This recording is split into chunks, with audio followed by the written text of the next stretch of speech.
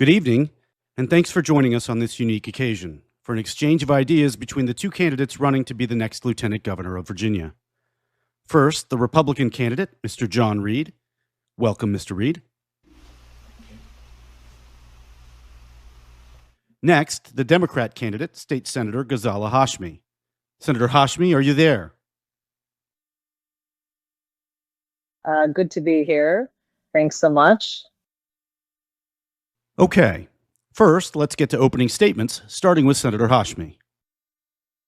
I'm running to be Virginia's next lieutenant governor because voters need someone who has the experience, knowledge, and ability to fight for Virginians, especially given the chaos coming out of Washington. I have a track record with regard to the issues that Virginians care about: education, healthcare, housing, and opportunity. I am ready to make policy that will make Virginia an example for other states. Mr. Reed, your response? Well, it's too bad that Senator Hashmi won't appear for a real debate. If she's not willing to engage in her own campaign for lieutenant governor, I don't know why anybody thinks that she'd be able to fight for anything in Washington, D.C. And indeed, the things that she has fought for in the state Senate are the things that most Virginians don't like keeping the schools closed for an extra year, like pushing for boys and girls sports, advocating for men in women's private spaces, higher taxes, releasing criminals early. Everything that we would identify as a problem in the state of Virginia, Ghazala Hashmi has pushed. Now, you compare that to me. I'm someone who has worked at the highest levels of the federal government as communications director in the U.S. Senate, as communications director at the United States Chamber of Commerce, working with business people all around the world and in the United States, from the Fortune 500 companies to the smallest mom and pop startups. I know what these businesses need to try to grow their business and increase jobs. And that will be one of my key priorities, not just gaveling in the Senate, not just working on legislation with senators, but advocating for the state of Virginia. And with the chaos that Ghazala Hashmi references in Washington, D.C., and the fact that we're $37 trillion in debt, you need someone like me at the state capitol in Richmond who will try to bring additional jobs to Virginia rather than burden businesses and folks who are trying to grow the economy. Our first topical question tonight is about the economy. Virginia currently is one of the top 5 states for business, according to CNBC's annual economic report. However, with recent cuts to federal jobs, which have affected millions of Virginians, analysts worry about Virginia's economic stability going forward. What would you do to help bolster Virginia's economy as lieutenant governor? Senator Hashmi? I want to make sure that Virginia is prepared for the future as the economy, technology, and the workforce evolve. We need to expand access to quality childcare and make it affordable. Government should ensure that families have home health care and elder care. We also need to mandate that workers receive compensation at an acceptable level. I believe that a living wage is a fundamental right for workers and their families. Accordingly, we need to institute living wage here in Virginia. Mr. Reed, your response? Well, how can you tell me that you know nothing about the economy and business without actually admitting you know nothing about economics and business? Senator Hashmi just did that. Talking about a living wage sounds good, but it doesn't accomplish anything except the loss of jobs. Mandating that businesses provide child health care, childcare and health care does nothing for the actual workers except cost them their jobs. The solution here is to create non-government programs that enable and empower businesses and the individual employee, not create additional government regulations that make it harder for citizens to work. And I'd point out that I'm the only candidate who every week has unveiled policy positions, including on child health care, providing opportunities, tax credits for people who need them, It's called the Read Revolution. I hope you'll go online and take a look at the proposals that I've issued. I think you will find them to be reasonable and responsible. They won't break the bank. And most importantly, they will inspire business people to come to Virginia and grow their economies, grow their businesses, and increase jobs rather than mandate programs that will crush job opportunities in the Commonwealth. One matter specifically that could affect Virginia's competitiveness in the market is what is commonly referred to as right to work. By this policy, workers do not have to join a union or organized labor group for the sake of employment.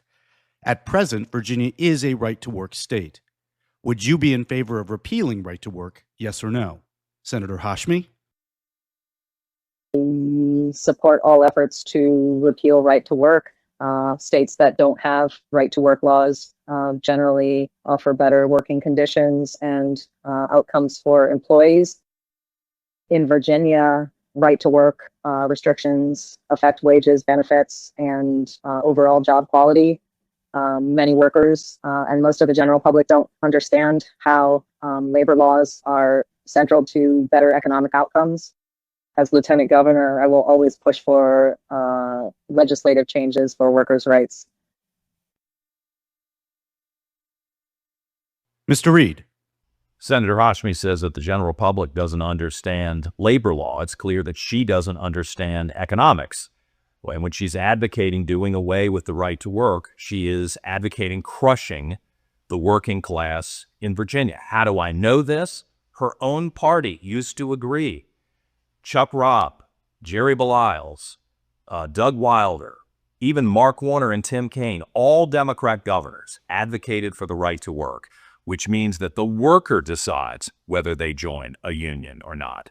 It means that the worker decides whether money is taken out of their paycheck and siphoned off to the labor union, which, by the way, then goes to some nefarious political activities that many people wouldn't agree with. I stand with the working people of Virginia. I want the person who goes to work every day to make that decision for themselves. That's important for the working people. It's important for businesses. If we're bringing businesses to Virginia, the reason they're coming is not just that we have a beautiful beachfront and we have the mountains. It's because they can do business here without being dictated to by a labor boss from New Jersey. And Senator Hashmi is advocating changing that law to a point where no one will want to come to Virginia, and we will lose businesses to Tennessee, which, by the way, doesn't have an income tax. So we're giving up the number one reason that businesses come to Virginia, the northernmost state with the right to work. And it is a reckless and irresponsible decision. I suspect that Senator Hashmi actually knows that, and her friends at the labor unions will reward her for this position that she's taking. I will always stand with the working people of Virginia. Another economic matter is minimum wage. Right now, Virginia employers must pay employees no less than $12.41 per hour. Are you for increasing the minimum wage? Why or why not? And if so, to what? Senator Hashmi? I support raising the minimum wage to at least $15 and establishing an alignment of wages with inflation and cost of living. I have championed efforts to increase the minimum wage and supported legislation to eliminate minimum wage exemptions. When workers receive a living wage, those dollars go back into the community, supporting small businesses and entrepreneurs.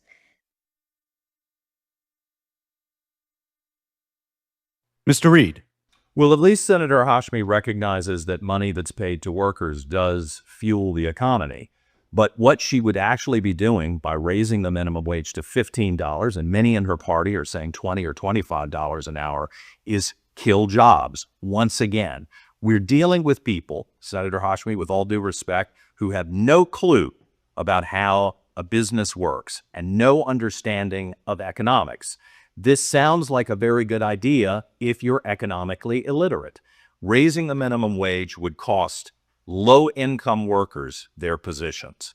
The young man who pops the popcorn at the movie theater would lose that job. The popcorn would then be imported to the movie theater. There would be no position for this individual. So this is another really foolish idea that has the potential to crush those who are just beginning in the workforce or trying to move their way up the ladder and try to work to a better wage. And I'm so distressed that Senator Hashmi continues to propose ideas that have been tried in other places that have cost thousands of people their jobs, including in California, where one of the basic jobs, no offense to anyone who works in fast food, now all of those positions in California have been replaced by computer terminals. That may be coming anyway, but there's no reason for us to push for that to happen sooner and faster. Let's give workers an opportunity to start with an entry-level job and continue to grow their way in the business economy of Virginia. Senator Hashmi clearly doesn't understand it. Once again, I will stand up for the working people and the working families of Virginia. In 2021, the Democrat-led Virginia General Assembly and then Democrat Governor Ralph Northam decreed that Virginia would follow the California-based electric vehicle mandate, whereby all vehicles sold in Virginia must be zero emission by 2035. Republican Governor Glenn Youngkin and Republican Attorney General Jason Miyares canceled this decree last year. If you become Lieutenant Governor of Virginia, would you be in favor of reinstating the EV mandate, yes or no, and why or why not? Senator Hashmi? Wholeheartedly support an electric vehicle mandate. The effects of human-caused climate change are happening, and Virginia must address the climate catastrophes that face us. Reducing carbon emissions and transitioning to renewable energy sources are imperative for the sake of environmental justice. Mr. Reed, your response? Yeah, I don't think anybody even understands what environmental justice is. And I do think Virginians understand government mandates. No one in this state wants the state government dictating what type of vehicle they can drive. No one in this state needs Ghazala Hashmi or a Democrat governor telling them how to live their lives. There's no one in this state who appreciates the environment more than I do. Some folks laugh when I talk about how I'm an Eagle Scout and I've spent more time out camping in Virginia than most people unless they're in the Marine Corps. I appreciate the environment of Virginia, but I've also traveled around the world, and I know that the position that the Democrats in Virginia, that Senator Hashmi would put us in, would not make us more competitive as a state. It would not protect and preserve the environment of Virginia. It would send us into decline economically. And those who are in decline economically cannot keep up with the transition that's necessary to keep our air and water clean and protect the environment of Virginia. These are very poor decisions that Virginians have rejected time and time again when they've been asked.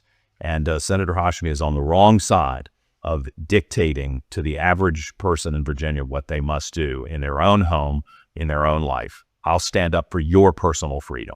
Our next topic is schooling. Opinions differ on the role that expanded school choice should play in Virginia education. Quite simply, are you in favor of expanding school choice for families? Why or why not? Senator Hashmi. I am for fully funding Virginia's public schools. Private school vouchers and tax breaks take money away from our public school system. School choice unevenly benefits wealthier families, which can afford the remaining private tuition costs. Meanwhile, less affluent families in public schools are left with fewer resources, thereby increasing educational disparity. I am committed to protecting public education for all Virginia schools. Mr. Reed, your thoughts?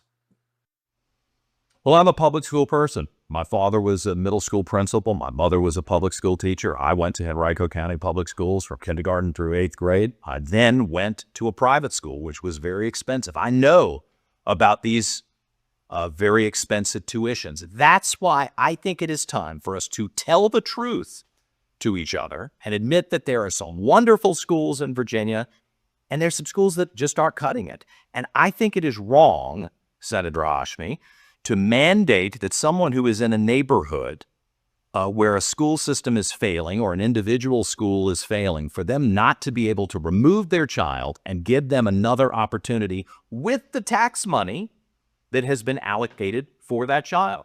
Not all of it. We're already doubling the amount of money we're spending on public schools. $21 billion in the latest 2-year budget. That's double what we were spending just 5 years ago.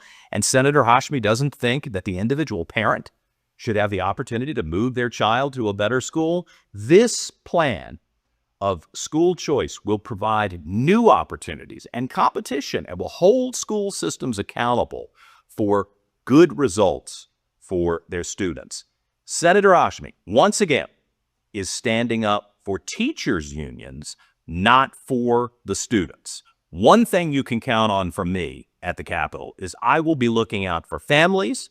I will be looking out for students, not for the teachers' unions. On a related note, Governor Youngkin has opposed Democrat efforts to incorporate certain controversial texts and books into government grade schools as a matter of course. Democrat leaders have equated Governor Youngkin's stance to censorship.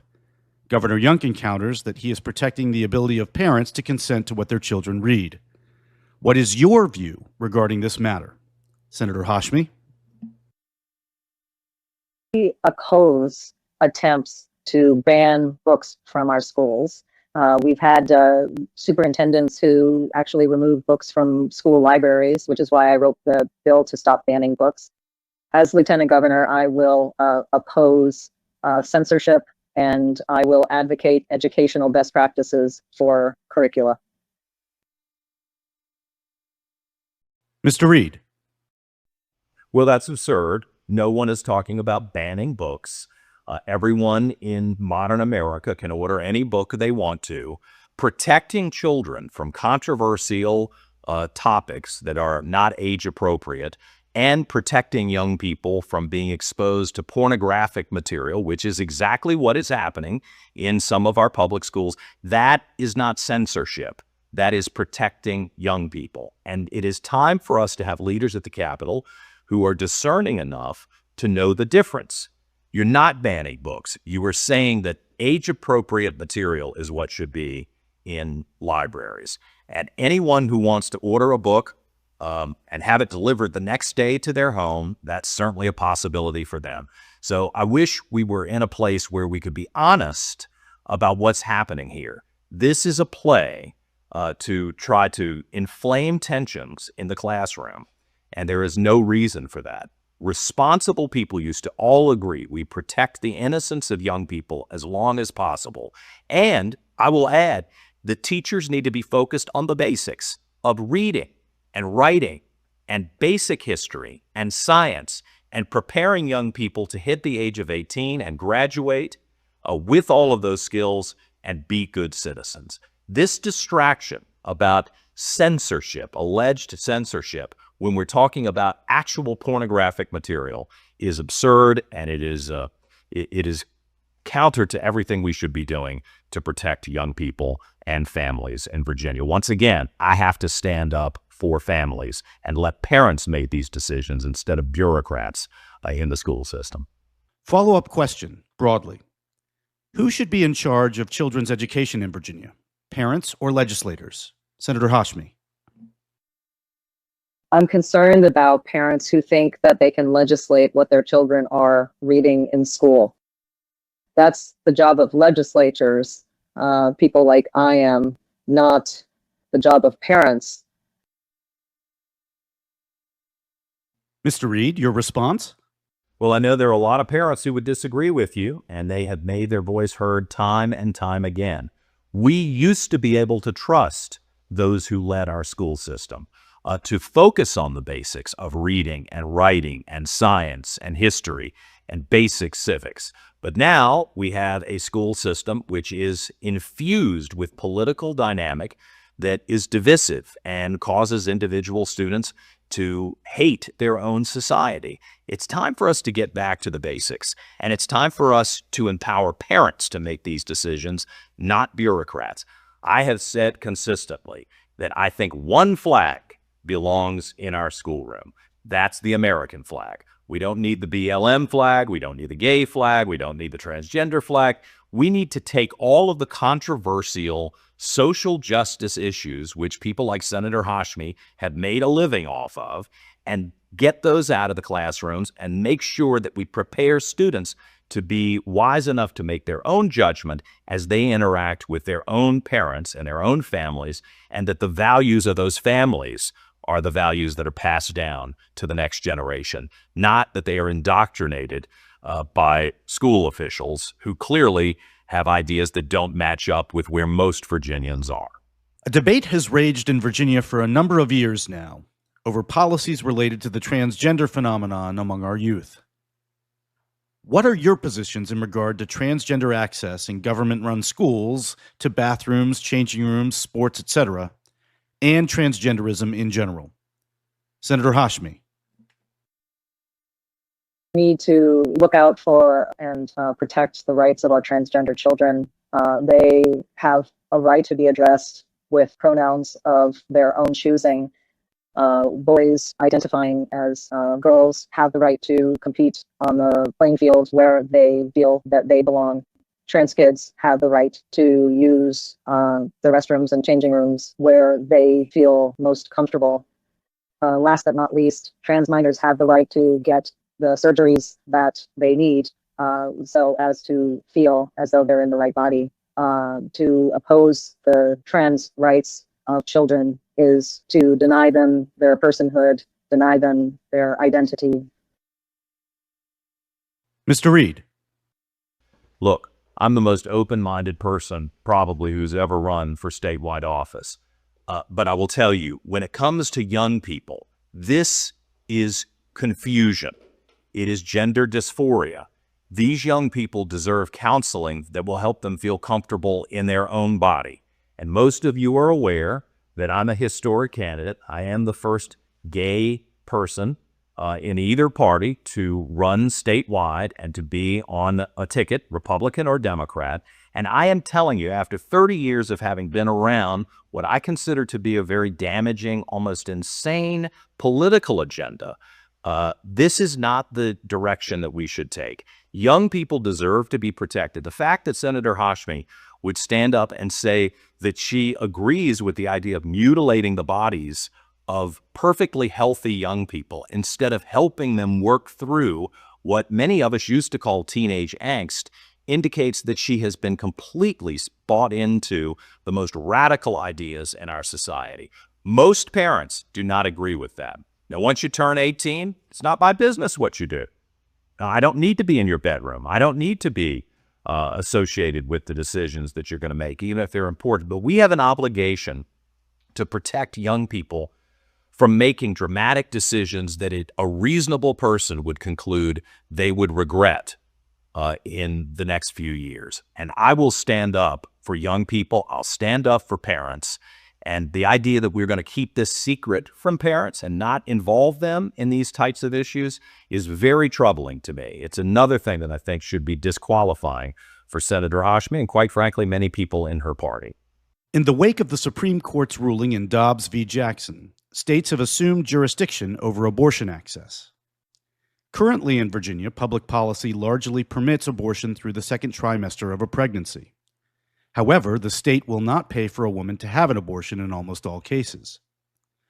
Would you, as Lieutenant Governor, be in favor of expanding or contracting legal access to abortion in Virginia? Senator Hashmi. I will never stop fighting for reproductive health care, including access to abortion and contraception. We have to ensure that women have access to the health care that they deserve. This is why I sponsored the Right to Contraception Act to protect women's freedoms. Mr. Reed. No one is attempting to restrict your right to contraception.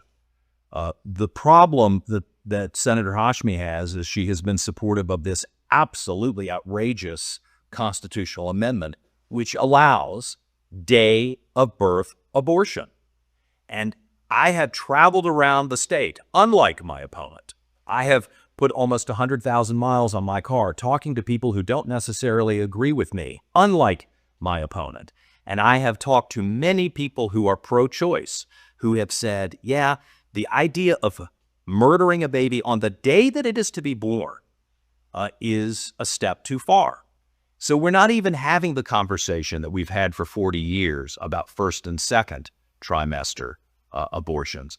Virginians are voting about whether or not they think a child should be killed on the day of birth. And I think that crosses a line even for pro-choice women who believe that this is a civil right. The other thing that is very problematic is that Senator Hashmi and her party have created an amendment which will prevent parents from being engaged in that decision if a minor has to make the decision about an abortion. And, you know, even if you're pro-choice, even if you don't agree with me on the life issue, even if you're a little left of center, I think most parents would want to have some consultation and judgment before their minor daughter makes that decision. And I'm going to stand up for parents again and for young people so that responsible decisions are made. And this amendment is the most extreme law, certainly in the United States and perhaps in the world. And the Democrats know exactly what they're doing. And this is reckless and irresponsible, and it needs to stop. Gun violence continues to make headlines throughout our country. The violence has even turned partisan of late, with multiple assassination attempts against President Trump and the killing of activist Charlie Kirk in just the last year. How would you help combat gun and political violence in Virginia if you become her next lieutenant governor? Senator Hashmi. Tragically, mass shootings continue to increase, and gun violence is now the #1 killer of our children, more than accident or illness. I am committed to doing everything I can to stop the proliferation of guns and reduce the violence and number of deaths. I strongly support universal background checks, strengthened red flag laws, and banning assault weapons, which are weapons of war. Mr. Reed. Well, Senator Hashmi, with all due respect, the problem is not the law-abiding gun owners in this state. The problem is that there are Democrats like you who are in prosecutorial roles who refuse to actually prosecute violent crime. So individuals who commit a crime, who demonstrate that they are violent, are released. I don't like to assign bad motives to people, but perhaps you think you're helping these individuals, but what you're doing is not giving them a second chance in their life. You're giving them a second chance to victimize additional people. In city after city after city, we see these results, and the results are terrible. It is time for us to punish individuals who commit crime, to punish them harshly, and to make sure that the message goes out to young people and to adults alike that we're not going to tolerate criminality. We're not going to tolerate violence. We're not going to tolerate murder in our society.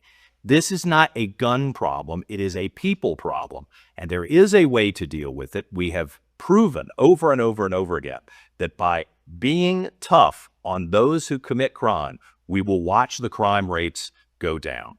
We should also make an effort, and I would encourage you to go to the Reed Revolution on Substack and look at the plans that I propose to deal with mental health care. Mental health care is a problem. We should spend some time thinking about why we have created a society that seems to create many, many troubled individuals. The strength of the family probably needs to be evaluated in every policy we're creating on the state level and the federal level. Are we putting together policies and proposing policies that strengthen the family, where there is someone who can monitor children, who can work with children and mentor them, identify problems before they turn into major problems where you have criminality or violence or anything else that would be harmful to another citizen? I think I have the right approach. I think Senator Hashmi and her friends in the Democrat Party have consistently won their argument and pushed things through the legislature, which have put us in a much more dangerous situation in Virginia. It's time for that to stop. On the subject of political violence, I would be remiss if I didn't address the unearthed text messages that Senator Hashmi's ticket mate, Jay Jones, wrote about former Virginia House of Delegates Speaker Todd Gilbert and his family. Jones insinuated that Speaker Gilbert was worse than Adolf Hitler and deserved to die. Further, Jones indicated that he wished death upon Gilbert's children, whom Jones referred to as quote-unquote little fascists. Jones wrote, and I quote, "Only when people feel pain personally do they move on policy." Senator Hashmi, what do you have to say about your ticket mate's remarks? Jay will need to take accountability for the pain that his words have caused. Should Jay Jones drop out of the Attorney General's race, Senator Hashmi?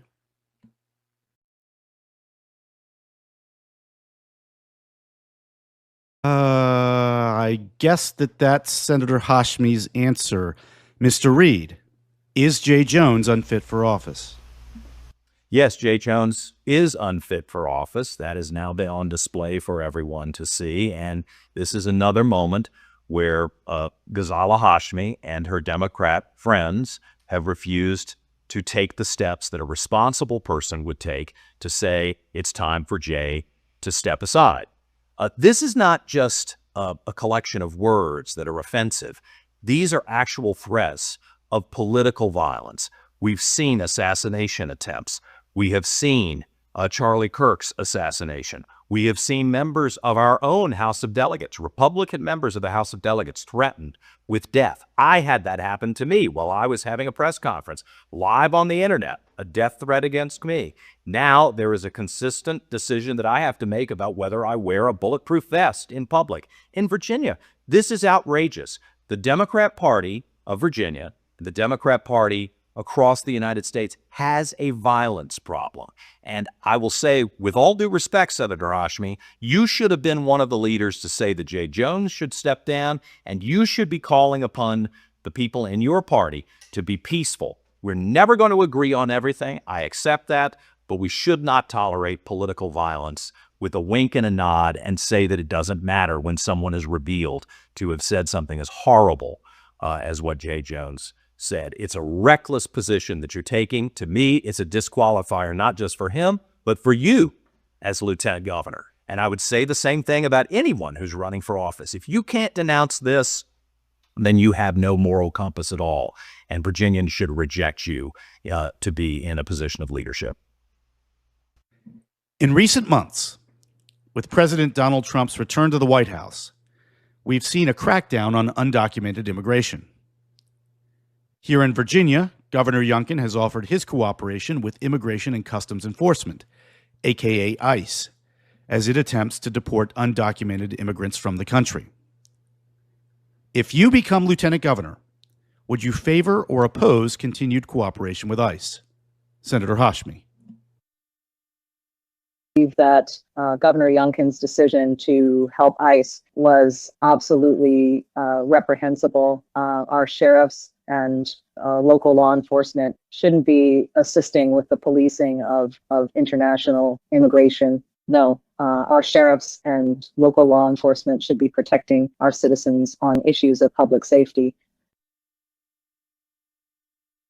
Mr. Reed.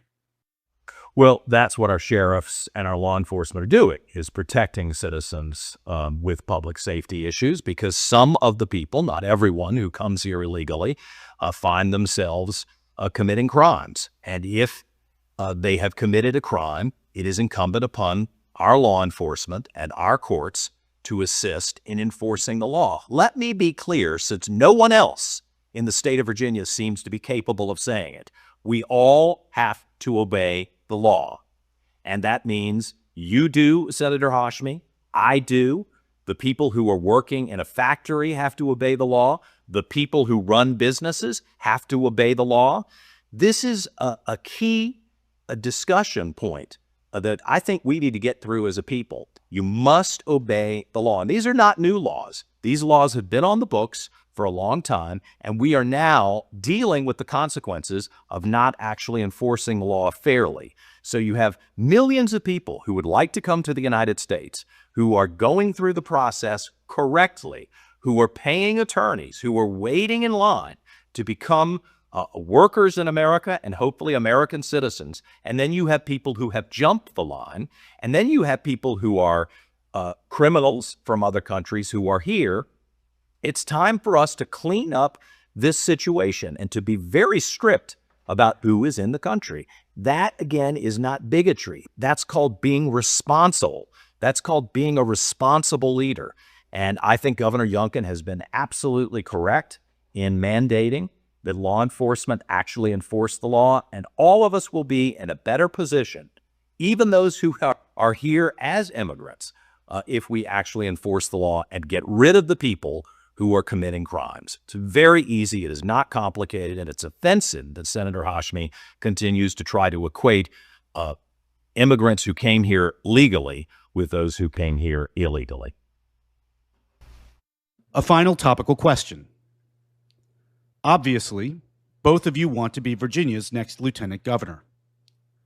What is your impression of Virginia and the electorate here? Senator Hashmi. I do suspect that most voters in Virginia, people who voted for Glenn Youngkin, are racist. Racism is so latent and so much a part of the society in Virginia. Accordingly, Virginians are susceptible to racist dog whistles, the likes of which we heard from the Youngkin campaign 4 years ago, for instance. Wow. Mr. Reed? Well, that's an outrageous and offensive comment to make. And anyone who looks at the people of Virginia and has that attitude about them should not be a leader of the people of Virginia. And I think it is time for someone to say something important about this issue, and I guess I'll be the one to do it. Simply disagreeing on important issues does not make one a racist. And I, for one, am tired of leaders like Senator Hashmi constantly equating a disagreement into a racist motive for individuals like me. It is time for us to unite as a people, unite around good jobs and economic prosperity for all of our citizens. And it's very unfortunate that Senator Hashmi has actually articulated something that insults most of the voters of Virginia. Glenn Youngkin is a good person. Glenn Youngkin has done a good job as governor. I think he has attempted to treat people fairly. And it's outrageous that Senator Hashmi has articulated a position like that. Okay, time now for closing statements. Senator Hashmi. Really, I haven't much more to say. Based on the policy positions that I've advocated here, as well as my experience serving in the Virginia Senate, I believe that I am the best person to help lead the Commonwealth of Virginia as we move forward. Mr. Reed. Well, let me say it's pretty shocking that this artificial intelligence debate is the opportunity for most Virginians to hear anything about the woman who is seeking to be lieutenant governor on the Democrat ticket. That is shameful. It should be disqualifying. Senator Hashmi and her attempts to hide from the media and from the public and from her Republican opponent and actually daring to say that I'm not a legitimate candidate is extremely offensive. I'm glad we had the opportunity to expose the irrational positions that Senator Hashmi has espoused, and I'm glad that I get to share my experience as a person with a degree in political science, as someone who's worked for a former president of the United States, as someone who has run communications at the highest levels of government of the United States Senate, who has worked with businesses all across the country and around the world with the U.S. Chamber of Commerce, who has lived in other nations. I've been to 113 countries around the world. I'm probably the most open-minded and well-traveled person who's ever run for office in Virginia. And I think that that will bring me experience as a broadcaster, as an international businessman, as a compassionate individual who has a very unique story to tell in the role of lieutenant governor. And I will end with what I share as I travel across the state. We're not going to agree on everything. It's completely okay. Unlike most politicians, I'm not here to make you bow down to me. I'm not here to make you obey the positions that I take. I'm here to offer solutions economically and culturally that I think will put us in a better position as we compete with other states. And I will look at every issue that comes before the state Senate if I'm entrusted with the role of lieutenant governor, if I have to break tie votes about whether it expands the freedom of our individual citizens and whether it makes us more competitive in a very competitive business climate in the United States for Virginia to be successful. I will be reasonable. I will be responsible.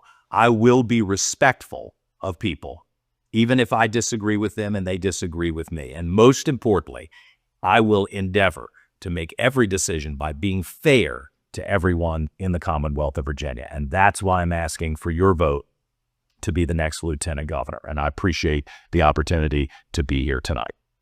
This concludes tonight's virtual debate. I'd like to thank the candidates for being here. Mr. Reed? Well, I'm glad to be here, and I appreciate the opportunity. Senator Hashmi? You bet. Bye-bye. Remember, the polls are open and will be through Tuesday, November 4th. Get out there and vote, everybody. Thanks for watching, and good night.